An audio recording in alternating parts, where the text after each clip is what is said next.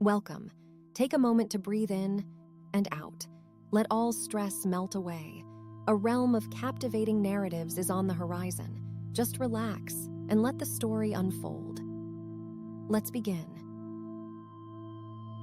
Maplewood, a town nestled snugly between the arms of nature, had an old-world charm that belied its age. The quaint houses, with their white picket fences, and the cobblestone streets whispered tales of a simpler time. Large maple trees stood guard along the streets, their leaves rustling gently as if sharing secrets with the wind. Into this peaceful tapestry of small-town life had recently arrived a stranger, a man who was no stranger to puzzles, to secrets. Jack Dawson, a retired detective from the city, had chosen Maplewood as his sanctuary from a life filled with the clamor and chaos of unsolved mysteries and hidden truths.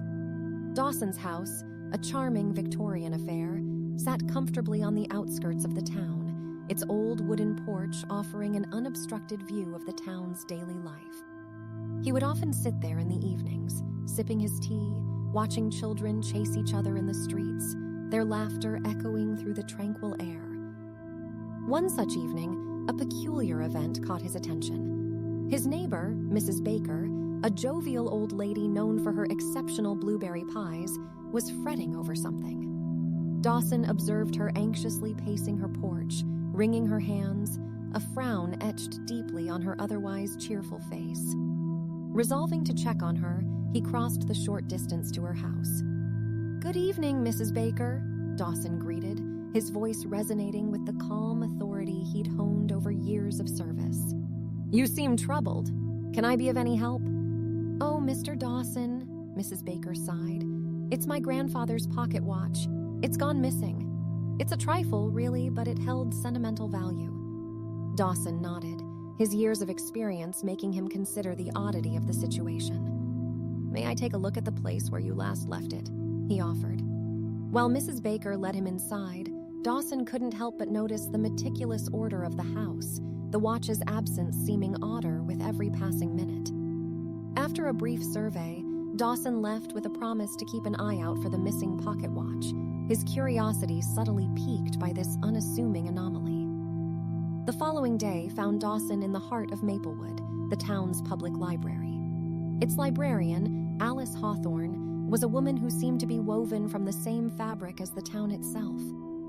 Her eyes held a depth of knowledge, her demeanor echoing the silent wisdom of the towering bookshelves. Dawson found himself drawn to Alice's quiet strength. Their conversations, while sparse, were often filled with subtle revelations about the town and its inhabitants. Today, however, Dawson had a particular topic in mind. "Odd thing happened," he began, picking a seemingly random book from the shelves. "Mrs. Baker lost her grandfather's pocket watch. It got me thinking, has anything like this happened before here in Maplewood?" Alice paused, her eyes flickering with an unreadable emotion. "Maplewood has its stories, Mr. Dawson," she said, her voice barely above a whisper. "Objects disappear, only to reappear in the strangest of places." Dawson took a moment to absorb her words. Could this simple town hold secrets of its own? He found the idea both intriguing and unsettling. As the sun set that evening, Dawson found himself standing outside Mrs. Baker's house, the details of the day replaying in his mind. The missing pocket watch, Alice's cryptic words, the placid life of Maplewood, all seemed to be parts of a puzzle that was gradually beginning to take shape. The whispering maple leaves seemed to invite him to delve deeper, to unravel the unseen threads of the town's tranquil facade. Back at his house, Dawson sat on his porch, the cool night air caressing his thoughts. His eyes fell on the children's abandoned playthings, their innocent laughter now replaced by the gentle serenade of the night. The streetlights flickered, casting long, dancing shadows that seemed to hide more than they revealed. His thoughts strayed back to Alice's words. Objects disappear, only to reappear in the strangest of places. What could she have meant? A sudden realization dawned on him. He was being pulled back into a life he thought he had left behind, a life of investigation, of mysteries waiting to be solved. But this time, the stage was different, the actors unknown, and the script unfathomably intricate. Dawson contemplated the idea, his gaze lost in the shadows. A part of him, the detective, yearned to uncover the truth, to unravel the secrets that Maplewood seemed to be hiding beneath its calm exterior. Another part, the retiree, wanted to enjoy the tranquility, the simplicity of this life he had chosen for himself.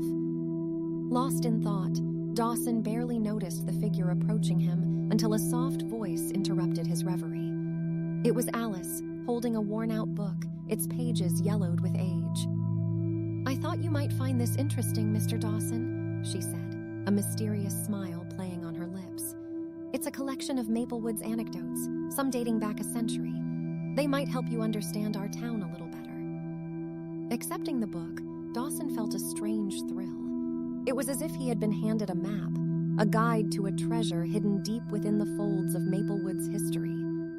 As he watched Alice walk away, disappearing into the shadows of the night, Dawson knew he had a decision to make. The familiar thrill of a new case, the anticipation of unearthing hidden truths, was gradually rekindling within him. But this was a different kind of case, not one of cold, hard facts, but of forgotten stories and half-told truths, concealed within the heart of a sleepy town. As he retired to his bed that night, the town of Maplewood cloaked in the soft blanket of darkness, Dawson knew his peaceful retirement had taken an unexpected turn. The missing pocket watch, the enigmatic librarian, and a town steeped in forgotten tales had conspired to present him with a mystery he couldn't ignore. And so, beneath the watchful eyes of the ancient maples and the silent streets of Maplewood, Dawson found himself standing on the threshold of a labyrinth that promised to reveal secrets as old as the town itself. In the soft glow of the morning, Dawson found himself engrossed in the book Alice had given him. It was a tapestry of tales, woven with the threads of Maplewood's past. The pages rustled beneath his fingers, each whispering a different story, a different secret. As the morning unfolded, Dawson came across a peculiar tale from a century ago. It spoke of a time when Maplewood was but a fledgling town, and strange occurrences gripped its inhabitants. Objects of sentimental value mysteriously vanished, only to reappear in the most unlikely places. The similarities between the past and the present were uncanny, and Dawson felt the edges of the puzzle beginning to form. He was pulled deeper into the labyrinth, the lure of the mystery irresistible. The narrative then shifted to Alice Hawthorne. She was in the library, her hands delicately flipping through old newspapers, her eyes scanning lines of forgotten news. Alice was more than just a librarian. She was Maplewood's memory keeper, the town's past lovingly preserved in her heart and in the pages she cared for. As Dawson read on, he came across a tale that sent a shiver down his spine. It was about a pocket watch, much like the one Mrs. Baker had lost. The watch belonged to the town's founder and was said to have mysteriously disappeared and reappeared several times throughout Maplewood's history. The coincidence was too strong to ignore. Dawson felt a surge of anticipation, the thrill of the chase reigniting his detective spirit. The quiet town of Maplewood was starting to reveal its true colors, its tranquil surface rippled by the undercurrents of a century-old mystery. Determined to get to the bottom of this, Dawson decided to visit other residents of Maplewood. As he walked down the sun-dappled streets, he felt the town's history envelop him. The houses, the trees, the cobbled streets, they all held stories waiting to be unearthed. His first stop was Mr. Wilson, the town's baker. A jovial man in his 60s, Mr. Wilson welcomed Dawson into his cozy home. As the scent of freshly baked bread filled the air, Dawson gently steered the conversation towards any unusual happenings. To his surprise, Mr. Wilson mentioned a vintage photograph of his parents that had recently gone missing. The plot, it seemed, was thickening. A sense of purpose filled Dawson. He was not just a retired detective anymore. He was a man on a mission, ready to peel back the layers of Maplewood's seemingly peaceful existence. Days turned into nights, and nights into days, as Dawson continued his investigation. He met the townsfolk, listened to their stories, and gathered pieces of the puzzle. Each conversation, each visit, revealed a little more about the town and its people, adding depth to the unfolding mystery. His evenings were spent on his porch, the book in his lap, Alice's words echoing in his mind. The mystery of the disappearing objects was a strange melody playing on the edges of Maplewood's quiet symphony, and Dawson found himself completely engrossed in its tune. As the sun dipped below the horizon, casting long shadows across Maplewood, another object disappeared. A hand-painted porcelain doll from the house of Mrs. Green, the town's seamstress. Dawson was now certain. The peaceful town of Maplewood held secrets within its heart, secrets that were now starting to surface, one disappearing object at a time. Underneath the ever-watchful maples, the town of Maplewood whispered its secrets to the wind, and Dawson, drawn into the labyrinth of its past, was ready to listen, to understand, and to uncover the truth. Dawson's world was now intertwined with the pages of the book Alice had given him. Each tale was a labyrinth of words leading him deeper into the mystery of Maplewood. One such story spoke of a forgotten ritual, an annual event that had ceased to exist a century ago, suspiciously coinciding with the previous cycle of disappearances. He felt the need to confront Alice about her knowledge of the ritual and the historical disappearances. The afternoon saw him entering the library, its silence interrupted only by the occasional rustling of pages. Alice was behind her desk, engrossed in a tome, a soft ray of sunlight casting an ethereal glow on her. "Alice," Dawson began, a sense of urgency in his voice. "It's about the ritual mentioned in the book, the one that stopped a century ago." Alice looked at him, her eyes reflecting a depth of knowledge that went beyond the years. She sighed, a wistful smile on her lips, and began to speak of her ancestry. Her family had been a part of Maplewood since its inception, their lives as entwined with the town's history as the roots of the ancient maples. They were the keepers of the ritual, a responsibility passed down generations. Her narrative spun a tale that was part history, part myth. It told of a ritual performed to appease the spirits residing within the town's boundaries. The ritual ensured harmony and, most importantly, protected the town and its people's cherished belongings. Dawson listened, his detective instincts attuned to every word. The pattern was becoming clear. The ritual, its cessation, the historical and current disappearances, they were all connected. Driven by this newfound knowledge, Dawson decided to explore the town's historical landmarks mentioned in Alice's story. Each landmark was a piece of Maplewood's past, revealing the town's rich history and culture. The old town hall, the centuries-old maple tree in the town square, the founder's house, each held a story, a clue, beckoning Dawson further into the town's heart. One such visit led him to the house of the town's founder, where he found an old sketch of the pocket watch. A wave of anticipation washed over him. The watch, the ritual, the disappearances, the pieces were falling into place.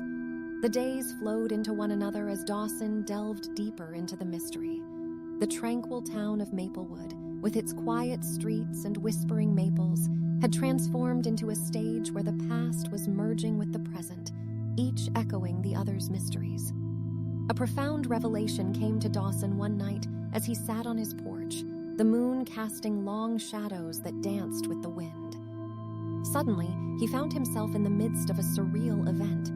Objects around him began to shimmer, their outlines blurring, as if they were on the verge of disappearing. The spectacle lasted for a few moments before everything returned to normal. The event was a revelation. Dawson was now convinced of the supernatural elements at play. The forgotten ritual, the spirit of the town, the disappearing objects, they were not mere tales, but a reality that was now a part of his existence. As Dawson retired to bed that night, the town of Maplewood lay bathed in moonlight, its secrets softly echoed by the rustling maple leaves. The retired detective was now a part of a mystery that spanned a century, a mystery that promised to reveal itself in the heart of this enigmatic town. The first light of dawn found Dawson on his porch, a cup of steaming coffee in his hand, the book resting on his lap. The surreal events of the previous night weighed heavily on his mind. A realization dawned on him. He was not merely a spectator in this mystery, but an active participant. He was the key to restoring the lost ritual and resolving the mystery of the disappearing objects. With newfound resolve, Dawson headed to the library. Alice was there, her face reflecting an understanding that mirrored his own. Their conversation flowed like a quiet stream, their words entwining around the shared belief that Dawson could play a crucial role in restoring the ritual. The planning began, the library transforming into a sanctuary where the past was being resurrected for the town's future. The day of the ritual was a tableau of vibrant anticipation. The town square hummed with the presence of the townsfolk, their faces a spectrum of emotions: anticipation, fear, and hope. Dawson stood at the center, the book in his hands, Alice by his side. The ritual began, the air filling with the words of a forgotten language, resonating with the pulse of Maplewood's history. As Dawson recited the incantations, he felt a profound connection with the town and its past. The wind carried whispers of forgotten tales, the ground echoed with the heartbeat of the town's history, and the trees swayed as if in approval. A hush descended, the world holding its breath as Dawson reached the climax of the ritual. Then, one by one, the objects began to reappear. Mrs. Baker's pocket watch, Mr. Wilson's photograph, Mrs. Green's porcelain doll. Each object returned to its rightful owner, their reappearance a tangible confirmation of the ritual's success. Relief washed over the townsfolk, their faces lighting up with joy, the tension of the past weeks finally dissolving. In the aftermath of the ritual, Dawson and Alice found themselves on the library steps, the glow of the setting sun casting long shadows. Their eyes met, a shared sense of accomplishment reflected in their gaze. Dawson felt a profound sense of peace, a strange yet comforting feeling of belonging. Alice broke the silence, her voice soft. "You've done it, Dawson. You've restored balance to Maplewood." Dawson smiled, a warm sense of satisfaction spreading through him. He had come to Maplewood seeking a quiet retirement, but had found so much more. He found a town steeped in rich history, a mystery that spanned centuries, and a connection that tied him to this place. As night fell and the stars began to twinkle, Dawson made his decision. He would stay in Maplewood. His journey with the town was far from over. He had become a part of its history, its mysteries, and its future. In the quiet town of Maplewood, under the watchful gaze of the ancient maples, the retired detective found his purpose. Dawson had arrived as a stranger, but had become an integral part of the town's tapestry, woven into its history and its mysteries. As our story comes to a close, let the lull of this soothing ambiance continue to cradle you further into your journey of calmness and rest. Thank you for allowing me to be a part of your relaxation and sleep routine tonight. Remember, each day brings a new story, and each night brings a fresh chance to regenerate, to dream, and to become more of who you are. As this background sound lulls you further into sleep, I hope you find peace, comfort, and a well-deserved rest. Good night, dear listener. Until our next story, sleep well and dream beautifully.